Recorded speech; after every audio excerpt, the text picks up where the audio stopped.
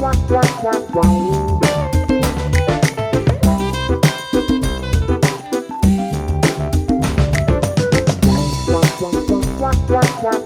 Tom. And I'm John. And we're the co-founders of Handsome Frank Illustration Agency.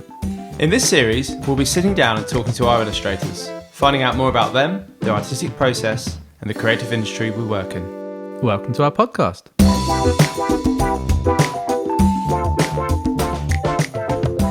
Morning, Tom. Good morning. How are you? Yeah, I'm good. I'm feeling like weirdly awake and energized. Well, it was quite an early start today. Yeah. Well, it wasn't too bad, but sitting on a train for 3.5 hours. We had a slight delay due to... axle counting. Something we learnt today. Let's not go into it. But we're here. Where are we? Well, yeah, we got up early, jumped on a train from Clapham Junction, and now we are in a old rope factory in Dorset, in Bridport. And we've come to see Mr. Paul Blow. Morning, Paul. Hello. How are you? Good. I think it's the pastries. That's why we've had a plate of lovely pastries presented to us. So thank you for those. Yeah, thanks for having us in your lovely space. My new space. Well, it's been here about a year now, so it's less new to us now, but it's a good new space for us. Well, yeah, we'll get to that. Yeah, there's a story in this, but yeah, well, good to see you. Last time we saw you was at the V&A. Yes, of course. Yeah, the old V&A. So I had submitted some pieces of work for that and got a record cover. Won the category for illustration and commercial whatever. I don't know what it was. It was a good evening. It was a good evening, yes. And your work is now on semi-permanent? Yeah, for a whole year you can go and see my work and other illustrators' work in the V&A, which is just such a lovely thing to be able to say. Yeah, amazing. Yeah, and it's a fun evening as well. Some really good work there.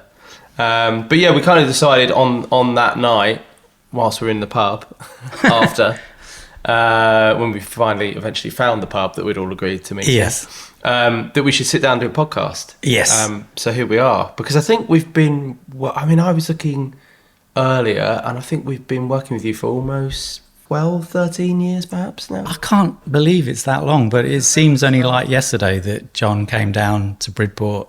That's right. Yeah. I came down to personal trip. Did I woo you? You tried to woo me. I did not know that. Yeah, I did. There was a lot of wooing going on, but I did actually rebuff you at the time. You did. This is all coming back now. I bought flowers, chocolates. No, we had lunch, didn't we? And you were, I think you were perhaps with another agent at the time. I was in between agents. And so there was another agency that I was looking at as well. So, and, you know, they were kind of more established at the time. So I suppose it would make sense. But, and you guys were kind of new and fresh. And I was just like, they could be good, but I don't know. It's just your inexperience was just well, I probably was very fresh-faced. Yeah. Oh, we were just talking about Jilly Cooper novels. This sounds like one. Yeah, it was romance. Well, you know, second bite of the cherry maybe. But I remember because I saw your work initially. I was aware of your work, but the piece that really stuck out to me, and I remember catching my eye, was a Pick Me Up many years ago. Okay. Yeah. Oh, yes. And it was of a guy at a computer whose angry partner was in the background, and he was staring at a computer screen, and he had boobs for eyes. Yes, that's right. Yes, and I remember just thinking it was very funny, quite childish, very amusing, and thinking I need to find out who this guy is, and go and buy him. Who is this guy who does boobs and things? Yes, that's me. Yeah, that's my thing. So So, but you eventually did sign with us. So, can you remember when that was? Because I can't. I think it was a year or so later. Because I think the agency that I did go with, they had problems, and so then they just kind of folded. So then I kind of had to come back to you guys and say, do you remember me? We tried to find the first emails, but we couldn't. Oh, really? Yeah, because we had before the system we use now, we had an old system, so it must be buried in there. Yeah. Well, the earliest email I could find, and this is perhaps quite something we should talk about a bit, but the first email I could find from you was August 2013. And I'd sent you an email about a project, and you'd replied, "Not for that money, blimey, budgets were small, but now they've shrunk even more." And that was 11 years ago, 12 years ago. So, heck, yeah. Where do we find ourselves now in that predicament? Well, yeah, budgets, they were... Yeah, I think I'd been working for, probably 10, 15 years up to that point. So I think I was just like, no. Probably knew better than us. I probably was just like, there's just no way I can do stuff for less than what I'm value at. Because and I think that was, because going back again, I had a quick look to see what other interviews you've done online. You're quite. Yeah. There wasn't that much actually. There's lots of. Obviously, your work is everywhere. Found loads of examples of your work. People say nice things about your work, but there wasn't that much about you talking about your work. No. Is that something you've purposefully done? Doing podcasts and things like that. I suppose I don't tend to do them. I have been asked in the past. Yeah. I suppose it goes back to. At that time, I'd been teaching, and so I had been in universities for a number of years, and I was at the point in my career where prior to that I'd always said yes to anything that was offered to me. So I would, because it was just the experience of doing that thing. So it would, So when did you start work? So looking at probably 96. Okay. So you've been a professional illustrator since the mid-90s. Yeah. So, I started out in Brighton and just, it was very difficult to get work at that in the mid-90s because there was, it was kind of still the tail end of a recession, and illustration still wasn't a thing. So, you would say to people at a party, "Oh, I'm an illustrator," and they would go, "What's that?" I still think that happens with it. Does it? You think? Yeah. Well, now it's just like people go, "Oh, really?" And they think of you in some sort of lifestyle situation where you're kind of living the dream, where it's not quite that really. But so back in the day, it was really hard to be an illustrator, and this was pre-computers as well. Well, this is the thing. So going back to this interview in 2009, you were asked how has the industry changed since you started? Holy heck! And bearing in mind you started in 96 and this was 2009 you were asked this question, so this is 15 years ago. Yeah. What do you think you said? It must have been the computer. It must have just been like being able to email stuff around the world. Pretty much that, yeah. You said deadlines have become shorter, fees haven't changed much. No. The computer has had a profound effect though. Yeah. I can now live anywhere. Deadlines are always the same, but I can move around. So... yeah, that must have had a huge impact. Yeah. So I was just saying the other day to a friend of mine that I was in that generation where getting a fax machine was the height of technology. Oh, wow. Technology. So if you got a fax machine, that meant you were a proper illustrator. You were legit. Were legit. So you had an answer phone with a little tape thing that would say if you were out, you missed calls, because that was the only way that art directors could contact you was via phone. And if you were out, so you had to have an answer phone, and then to be able to communicate visually with people around the world or in London or wherever was just a fax machine. So did you seems nuts now, but did you ever use the fax machine to sort of create textures and things like that? I didn't. No. I remember at uni and the tutor sort of saying, "Oh, you use the fax machine, scan in your work, generate textures." I was like, "Okay." There you go. Yeah. So I used to have to use a fax bureau around. So it was a corner shop around the corner, and then I would sort of, get a phone call from the art director saying I've sent the fax. So then I'd have to go to the corner shop and go and pick up the fax. Nice. That was the extent of our technology. And what about final artwork? So final artwork was a painting, physical analog painting. Yeah. So I used to be a painter back in the day. So I could take 1 or 2 days to do a painting. And I was doing a lot of food painting back then. So I was just, I was kind of like a food illustrator. Not by choice, but just by kind of happenstance, really. I was just kind of fell into it. So I'd do lots of food illustration for Food Illustrated. I don't think I've ever seen you illustrate. Have you been completely put off? Because I don't think I've ever seen you draw food. You buried it. No. Well, for this job I'm doing now, I'm doing lots of food. Okay, we'll go to that. So I would get an image that was, food based, and then I would have to paint it. I'd have to stretch paper, watercolor paper. I'd have to go through all this process to get to a painting, and then I would have to post it. Or if I was behind on the deadline and it was in London, then I would go up to London by train and hand deliver the artwork. And are we talking publishing houses, ad agencies? Publishing houses, mainly editorial, because that was the bread and butter work that I did then and still do now. And so would they cover your travel? No, that was all on you. No. So the first few jobs were for the big issue. So I got paid £70 for an illustration.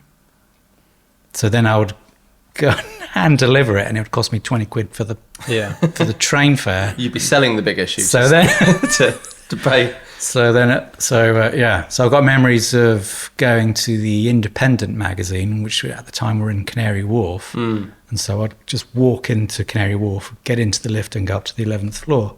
Whereas now it's all security. You can't do any of that now, but it's a different world now. So now it's just obviously email it, press a button, off you go. Well, I'll stop harking back to this interview because it's a long time ago. But it's interesting that you said at the time, I have an ability to work to tight deadlines.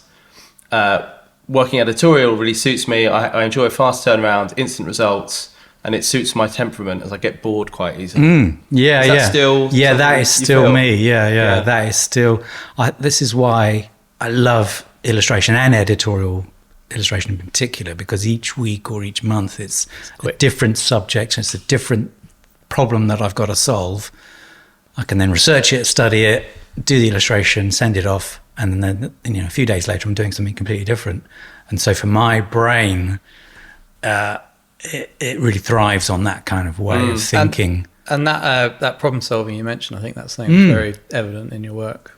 Solving a visual query, or I love to just get some sort of little kind of twisted idea in there or something like that, because that's kind of, and I think I was thinking about this the other day, but I think it's kind of why I'm still going as an illustrator as 20, maybe 30 years now, that I do ideas in my work. It's not just the aesthetic of my work, there is something else going on there. But there's real range in your portfolio. So sort of thinking about, you think about these actors who work across a huge range, but we've talked about those comedy elements to what you do and this humour.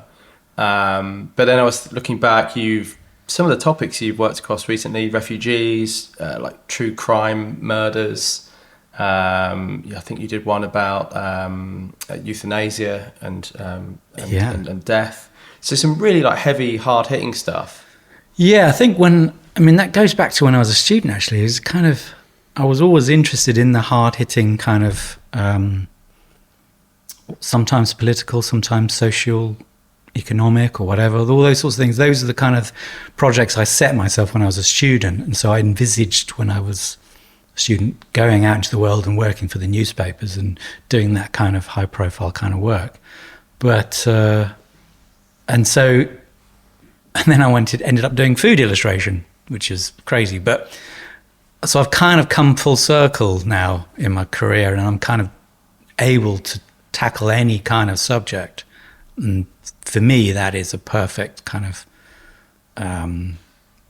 grouping of way of working. Is I'm doing either political stuff or economic stuff or social stuff or humorous stuff or food stuff. So as an illustrator, I find it really, my most rewarding stuff is just to experiment doing different stuff all the time. So that's and variety. Variety. And when you get a brief, if somebody sends you like a 5,000 word long read article, are you somebody that will really read the whole thing and soak it up, or do you like a synopsis and do you like to cut straight to the idea?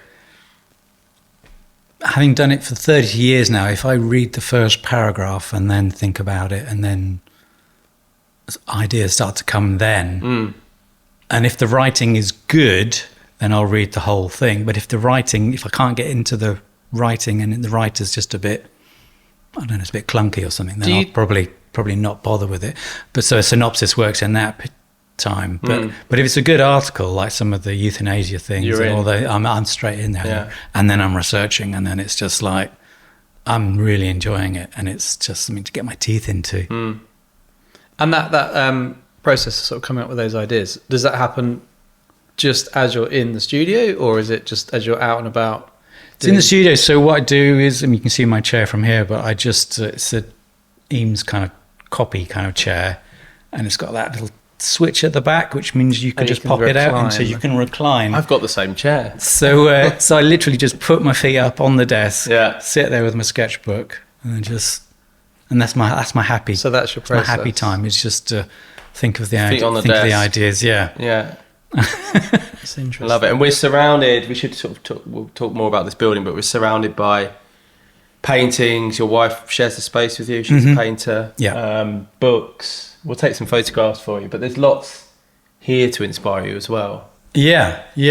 Is it important? Is the environment you work in important to you? Like, I'm sure you have worked from home and you have worked elsewhere. Yeah. Is it important to be in this space? Not really. I mean, this is what I was thinking about this other day, was when the fire happened, which we'll get onto. That threw me up into, I had to work from my son's bedroom and then from a space in a carpenter's workshop. And so then I was just like, do I need a studio? Do I need any of this stuff around me? Do I need a nice space? No. And the bottom line is no, because when I'm presented with that text and trying to come up with an idea and doing an illustration, all I need is, my brain and my intellect and my aesthetic powers, and and that's all I need in life, really. So if I've got that, then I'm fine. So it means, all of this stuff that we have is meaningless. How about really. where you live, though? I mean, just having taken this train down, there's definitely rolling hills, trees, forests. These are all things that appear quite a lot in your work. Yes. And I'm looking out the window and I can see a rolling hill with a forest. Yes. I'm just wondering if they kind of subliminally. Oh, totally. Yeah. Yeah. So I think the wider environment really does influence my work, and trees, buildings, architecture, all those sorts of things. They're really important to my work, and I love how things are constructed as well, and how light plays on those things that are made. So I just kind of really want to just get to grips with that. So it's I mean, light and texture, especially texture lately in your work, it's really evolved. Yes. So you're still using a Wacom tablet? I am. Yeah. Did you have? Is it a Cintiq or just a? No. It's just a normal kind of tablet kind of thing. So it's. And have you dabbled with the iPad yet? My wife has got it, and I have had a go at it, but I find it too small to just work on. So I've had a lot of illustrators say that. They would love Apple to bring out a really big, fast iPad. Yeah. And then they would just win everything. Yeah.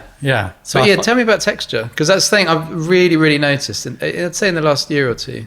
It's just another way that my work is developing. So I suppose 10 years ago, when the interview was done, I was 15 years ago, I was more very flat graphic kind of way of working, which appealed to my sensibilities at the time. But now I'm kind of going full circle again back to when I was a student, and thinking about form and light and texture and things like that. So that's kind of entering my work. But I kind of sit on both ways of working. So it's kind of. But is it?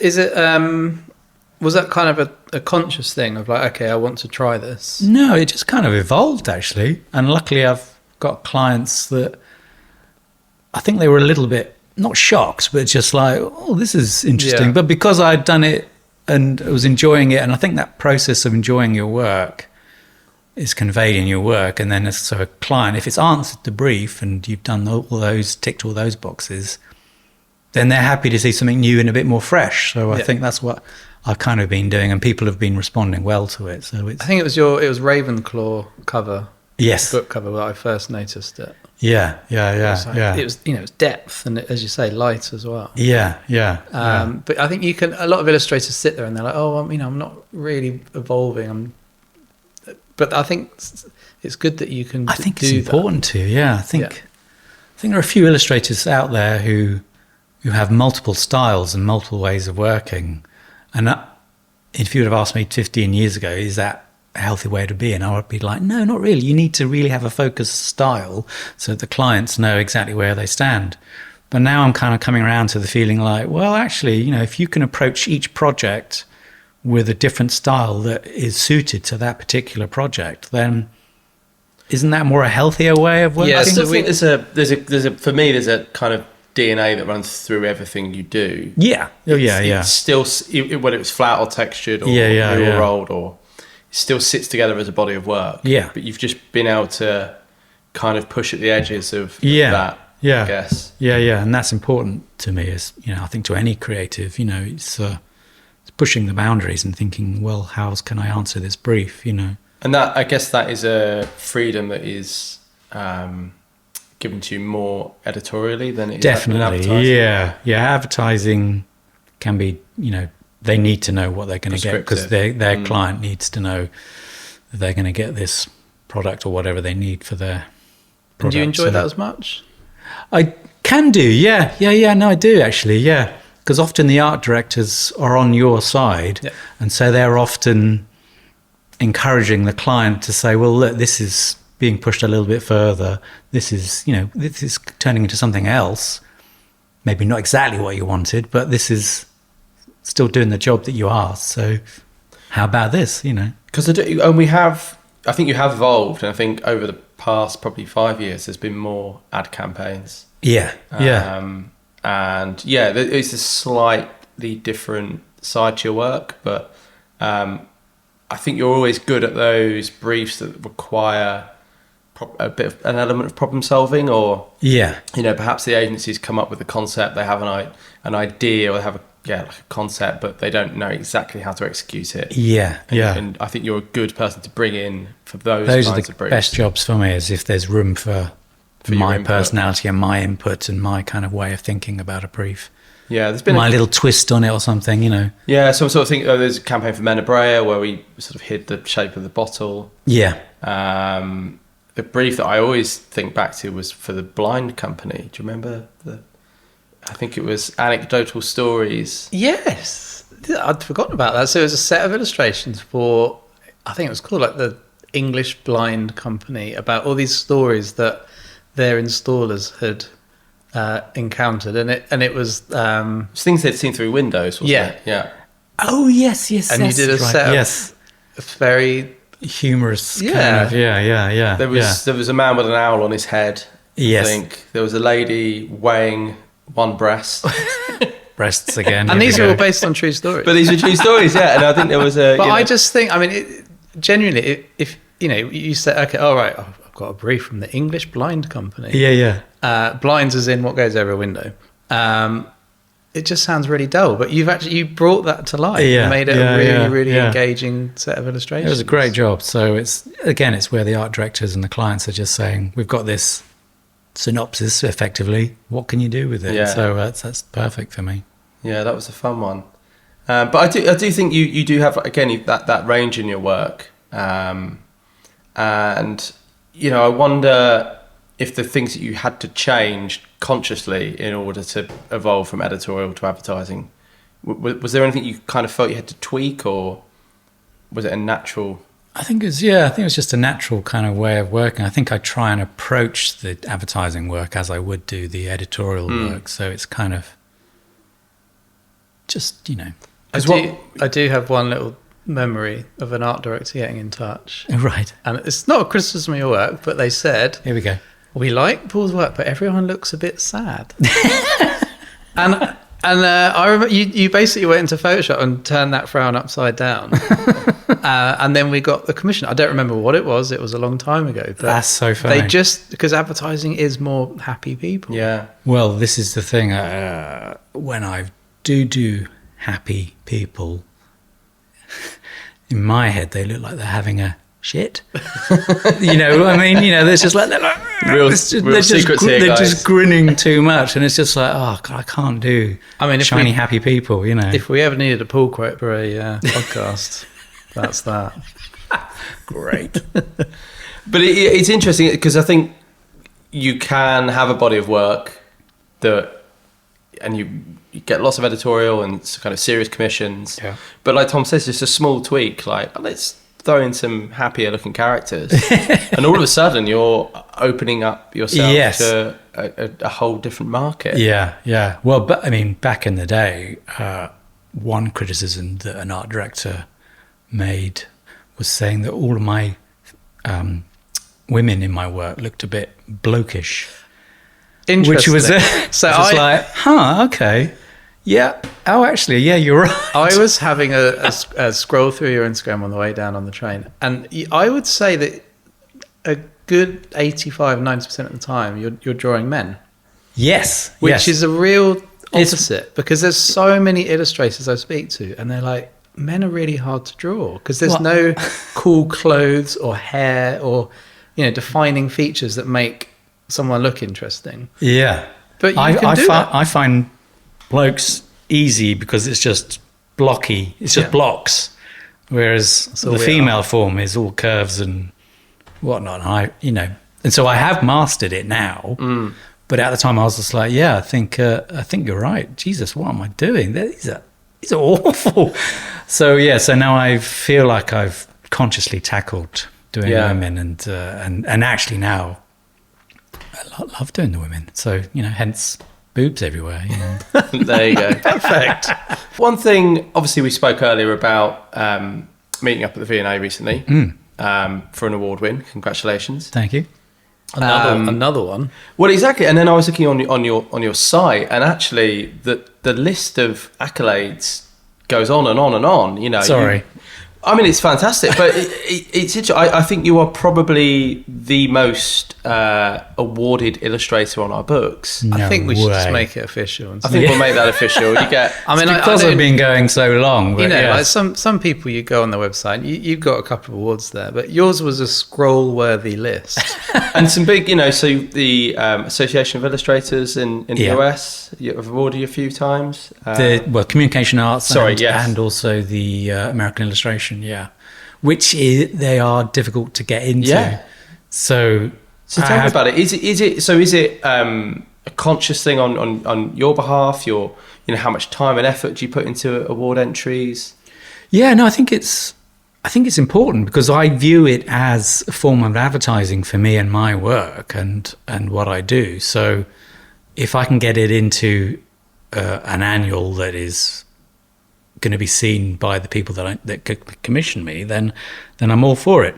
So but it is a bit of a punt on my part because I am gambling whether I can get selected for it. And I guess I'm just able to, because often I will enter pieces. I mean, I'll enter about 10, 15 pieces in some of these competitions, and only one piece will get selected. And I think from an outsider's point of view or a junior illustrator, they might think, oh, that person's won. They did one bit of work and they won. Yeah, no. But it's more of a strategy than that. It is, and you've got to really, because I've been a judge myself, and so you're ploughing through hundreds and hundreds of images, and you're reading each little bit of text that comes with that image. And so when I'm on the other side writing that text, I know it has to be succinct and do the job of selling the piece of work. So that's kind of important as well. So it's not just the work and do it. You've got to support it in all ways you can. And also because I do about 150 pieces of work per year. Yeah, whittling that down. So I've got a good choice to kind of, look at, so it is about 10, 15 pieces that I enter into each competition, and then one or two get through. But it's quite an involved process. It's a lot of time to enter and money. Yeah. So are you kind of allocating a budget each? So year? When I enter my accounts, it comes under advertising. Of course. In my account system. And anecdotally or fact, I don't know how you track it, but this is leading to more work for you? Yeah, I never know. That's the thing. But when the annuals come out, then I do get an uptick in work requests. So it does seem to work. And also the fact is that this annual is sat on art directors' tables or whatever around the world. They will often just dip into it and then they will see something that they like. So it's just being in that kind of position, which helps. What was good to see at the B&A one is that it was in the real world, because like a lot of things with COVID, it went to online. Yes. Even like an online awards night. Yes. But there's some, I'm not going to name any, but they're still doing it. It's all online, and it just feels so unreal. Yeah. So yeah, it's lovely that people are going back to getting people in a room, and we met some really interesting people. Yeah, it was good. It was a fun evening. I was going to ask what of the awards you've won are you most proud of? Whether it's the award itself or the piece of work, what's the one that kind of sticks in your mind as? I think it's the one where when I first got a gold for the Association of Illustrators back in 2007, I think. Do you remember what it was for? It was for a Guardian article, editorial, and it was an article about a woman who had decided to write her mother out of her life because her mother had just been so critical and awful to her all of her life that she said, well, that's enough. So I'm just getting rid of you out of my life. And it was a really powerful piece of work, of writing. And when it was commissioned at the time, we had just moved to Bridport, where we are now, and suddenly my work had just dried up. There was nothing left. So I was looking at ways of getting a proper job. So it's when I started doing the teaching at Bournemouth, and I looked at getting a job in a biscuit factory, and I got the application form for being a postman. It was a really hard time. So, we were just on our knees financially, and this job came in for The Guardian, and I just poured my soul into it, because I just thought, God, a lifeline. And then, then the work started to come in, and, I'd never looked back. But it was just one of those moments where it was just kind of the right place at the right time. Yeah. And the art director just trusted me. So it got a gold in the AOI. And so that piece for me has always resonated, and real kind of marker in my life as an illustrator. And it kind of marked me out as an editorial illustrator that was, someone that could do the job. Yeah, that's really good that awards are, still having that sort of effect. Yeah, really turning around. I mean, I know people that have entered awards recently, and they get that flurry of inquiries the next day. Yeah, people are really connecting with them. Yeah. I remember an old boss said to me years ago, the trick with awards is to find the most niche category and then apply for that. Yeah, you get so fewer submissions. Yeah. I think there is an element of gaming the system. Paul Thirlby, another one of our artists, has said in the past he tries to identify the category that he thinks will have the least entries and then find something for that. But another one that stands out in my mind was Love in the Time of Corona, which was for a Guardian cover. The Observer, The Observer, yeah. And that won some awards, didn't it? Yes. I remember seeing it posted a lot during that whole bit of work in COVID at the time. It was I think it was commissioned in March, April. Yeah. Just as it. How was lockdown for you? How was? We were. Yeah, it was tough. It was very tough. But we were in the other studio, so there was no one else in the studio. So I would just carry on working. So you could come to work. So I could come to work because there was no one else there. It was just me. So I'd see people out on the street, doing their daily walk or whatever, and they'd be looking at me, and I'd be looking at them, thinking, "Why are you out? Shouldn't you be inside?" A special art part. Yeah. So I just cracked on working with that, really. So we've talked a bit about this building, but we're in an old building that was a rope factory. This has been your studio since 2005. Okay. Yeah. And then in 2018, an July incident occurred. Well, let's just slightly. So just before the incident, yes, there were some really nice pictures. You just renovated your studio. Yes. There was this beam that kind of ran along the floor, and you'd put this poll online about which colour to paint it. Yes. Do you remember which colour you did? Was it orange? Yellow, yes. Yeah, it's this sort of bright yellow. Chrome yellow, yeah. And then very proud pictures of you standing by it. Shouldn't laugh, sorry. And then what happened? So that was the Friday, so I posted that. I'd completed the work on the beam, and it had finished, and I had some new sofas that I just ordered, and it was just sitting by the round window, and I did a little video saying, "Wow, this is our studio. This has really come together. This has come together. I've got pictures on the wall. Everything's fresh, painted. This is a new start. Wow, this is going to be great." And then, and it was in July, so it was a super hot summer that year, and so it was really blue skies in the 30s, 32 degrees temperature-wise.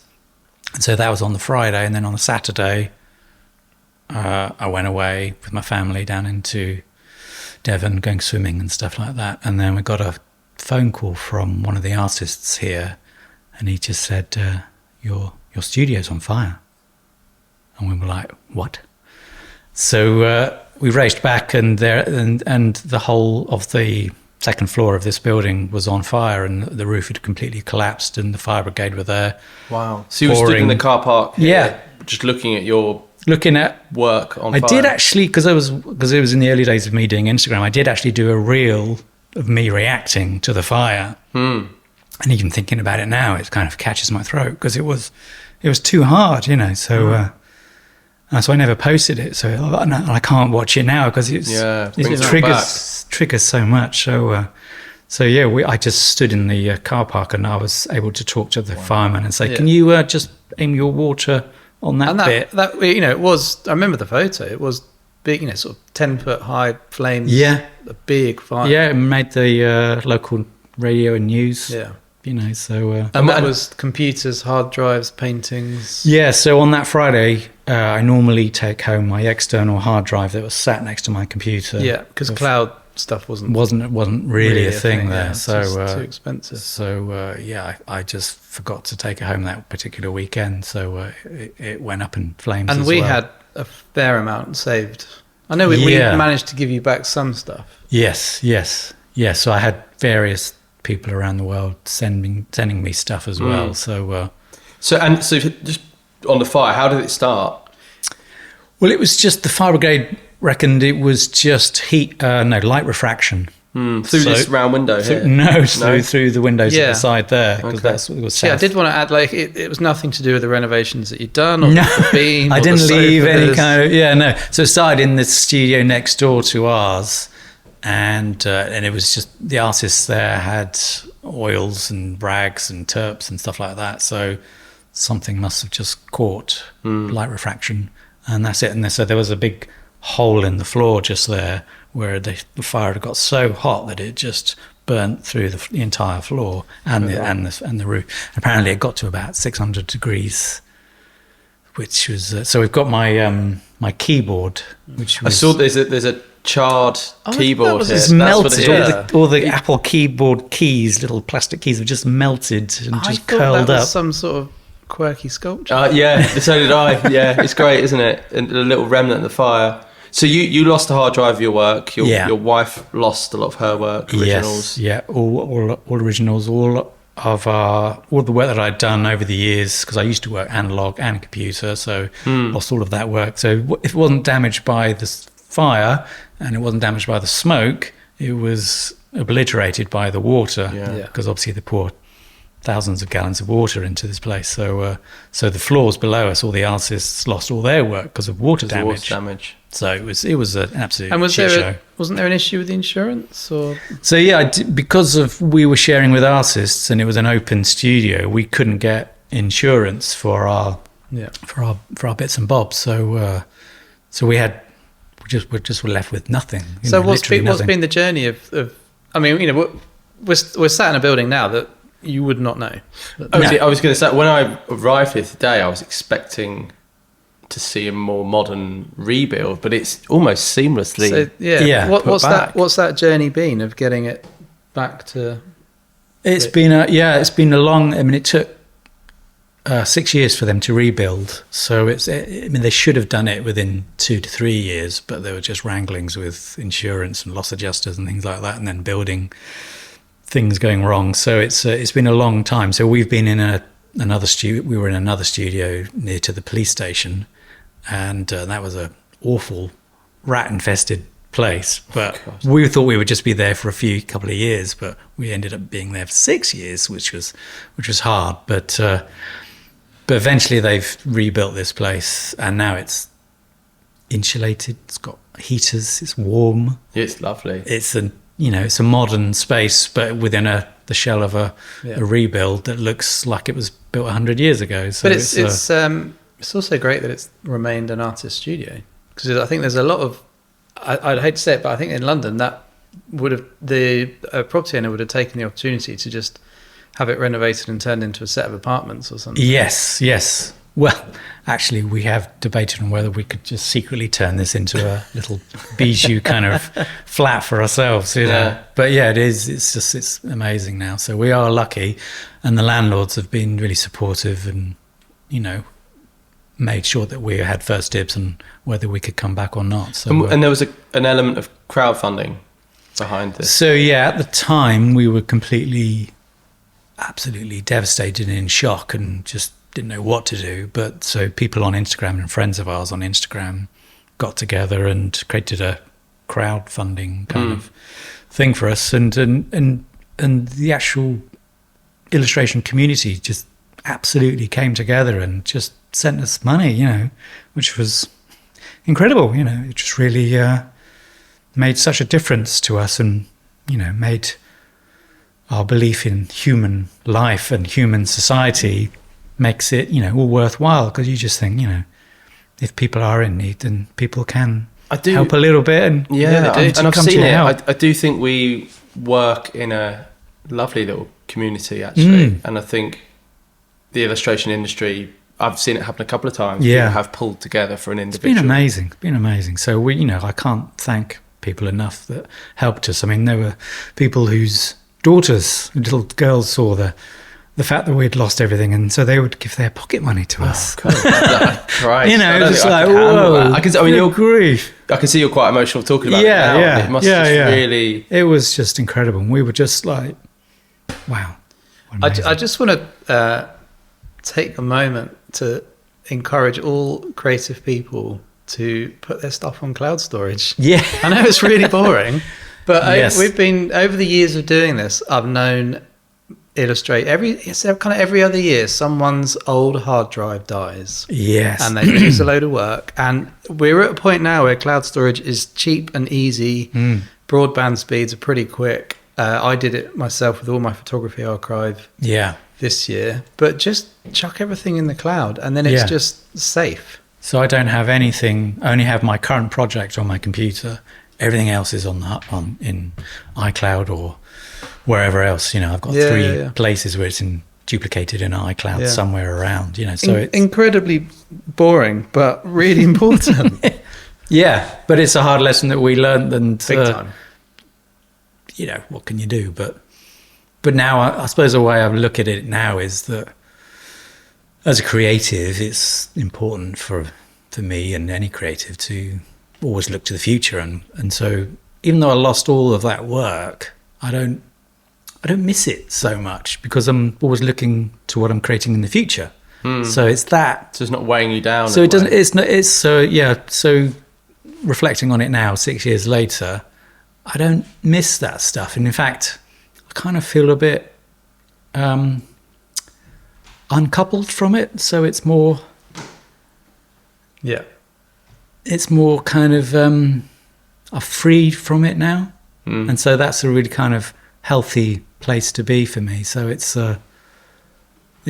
moving forward for me rather than looking back. The only thing that I lost in the fire was I used to collect old photographic family albums. Yeah, and so I would, back in the 90s, I would collect these beautiful objects which were just capsules of people's lives and histories, and so I had about 12 or so of those, and I lost those in the fire. And so I feel that I'm more kind of upset that those people's lives are now lost and they only exist inside my head. You know, their photographs only exist inside my head because there's no other record of their lives now. And so it's only inside my head that they exist. And so that's kind of sort of a thing that I think that informs my life now, that I don't worry about the small stuff and the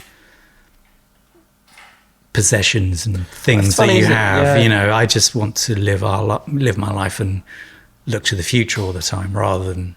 And often anyone that's been through something big and life-changing, whether it be illness or, you know, an accident or, you know, a big life change, it does give them a different perspective.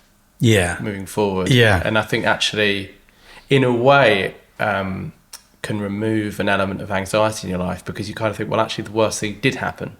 Yeah. And I'm still here. Yeah, exactly. and I'm still going, you know. This terrible thing happened. We got through it and we moved on. It. People were amazing. And, you know, we're still here and still working away. So it's... so going back to the interview where I said I think I wanted to be able to just uncouple myself from a workstation and just be able to work anywhere. So I think in the future we will travel the world and do that sort of thing. Yeah. When our kids have left school, we'll live in other countries and do whatever we can to experience life rather than be tied to one space, one life. And possessions. And possessions, you know. Because what we tried was also when we were given all that money, I tried to buy back all the books that we'd lost, because we lost about 400 or 500 books. It just didn't work. By getting the book in the post and having it in my hand was just like, but that's just not the one that we bought. Yeah, a brand new. It's a brand new. Yeah. And so we stopped that. We can't. There's no point trying to replace what was lost. So we only buy books that we want to buy now that interest us now, you know. Yeah. I did put it out to our Instagram followers to ask you any questions. Holy heck. We had a few in. So a couple I'm just going to ask you. Felix asks, how does he choose his colour palette? Does he ever struggle with this? Oh, yes. Yeah. I was talking to Matt Murphy, the great Matt Murphy, about this, was that colour for me is a real problem and I struggle with it. And I think when I tell that to people, they're quite surprised. Because I am surprised. Yeah, they just think, well, you seem to just make it look so easy. Well, it's not. I find it a real struggle to get colours that work for me. Whereas back in the day when I used to paint, it would just be like, well, I paint that colour, I can't be bothered to change it, so I'm just going to leave it. Oh, that's interesting. So something about the process. So now the process is that I can have any colour that I want. So for me, it has to be right. But that's like walking down Blockbuster Video and not being able to choose what video to rent. Yeah. There's too much choice. And then you take it to the counter and it's gone. Yeah. Pick something else. Yeah. That's an interesting one. But I think you go through... I've seen you go through phases where you'll favour a certain palette for 6 months, a year. 6 years. You know, Paul has his blue phase and then he'll have his purple phase. Pink phase, yeah. So those are the points where it's just like, I can't find what colour to use. Yeah. Let's just use one that's I know that's going to work. Upon something, so stick with it. Stick with that. Okay. It is as simple as that. That's a very... I mean, I know graphic designers do the same thing. You just kind of... you get into a rhythm with a certain palette, run with that for a while. Yeah. But it's that evolution and it's that point that where you say to yourself, no, I'm going to be bold. I'm going to change now what I'm going to do, yes. Even just drag the saturation slowly. But it is hard, yeah. But I always am on the lookout for new colour combinations. That's my kind of obsession. Be it in books, art, film, whatever. So another question from Fran. I'd love to know if his work has slowed down at all this year. Everyone is complaining at the moment. How have you found it? Yeah, I think it has actually. I would say it has. Yeah, this last year, especially during the summer, it just seemed there was a quiet period. And I think... I don't know what it is, but yeah, there is definitely... I mean, before I was always sort of... Every week I would be turning work down, whereas now that's not so much the case. So it's kind of... The work isn't perhaps as fluid and out there as we... We obviously see a lot of it. Yeah. What's happening, who's working, who's not working. I think the biggest thing that's had the impact this year, 2024, has been the UK and the US election. Okay. And once the UK election was wrapped up, we found UK work beginning to come back. US election was 2 days ago? Yes. And we're beginning to already see US work, more US work. Interesting. Okay. We'd spent the beginning of the year terrified it was AI. Yes. So far, touch wood, I don't think it is. But I think 2024 has been an interesting year in terms of inconsistency with work coming in. So was that Fran? Yeah, and I think that's, we met with Agents for Change, who is an organisation we're members of, illustration agents trying to increase diversity in the industry. And we met up with them in May. There was probably 15 or 20 agents in our space. And everyone was saying the same thing, really, weren't they? That it's been a quiet summer. And I think that's a really important thing for us to put out. Maybe we should do a bit more of this. But I think it's very easy for an illustrator to sat there on their own thinking, it's me. It must be me, yes. And it's, I just want to say it really isn't. It is an industry-wide thing. Yeah. And not just illustration, photography, graphic design, copywriters. It's all a bit up and down at the moment. Yeah. I mean, I would, to finish on more of a positive, I do think the past couple of months, it's really picked up again. Really picked up, yeah. It hasn't gone away, so it can't be AI, which, by the way, is a banned subject at our Christmas party. Damn it! So we'd have to talk about something else. Unless we're talking about Adobe Illustrator, but we're not. Anyway. And then one other comment, just to say, no question here, just to say, Paul is so good, good with about 8 O's. Is this someone that you know? So good at making art. Who's that? My mum. This is Miragia, who may be someone you know. A fellow artist and a fan. Oh, yeah. Oh, I love his work. It's genius. Yeah. There you go, too. Friends in common. Fantastic. But yeah, I think that kind of wraps things up quite nicely. Yeah. Okay. Thank you. Thanks so much for your time, for hosting us here today. You're taking us to the seaside now for lunch. Yeah, ice cream. I'm excited. Bucket and spade. I do, because Paul picked us up in his family car this morning. Yes. And it was a bit like your dad picking you up from the station. Yeah, thanks, Dad. And now he's going to take us to the seaside. Yeah, so ice cream, get your trunks on, let's get in. I'd probably swim. Nice. No, it's been great. Yeah, thank you so much. So, thank you. No, thank you. And if you'd like to know more about Handsome Frank and our artists, check out our website, handsomefrank.com. Thanks very much for listening.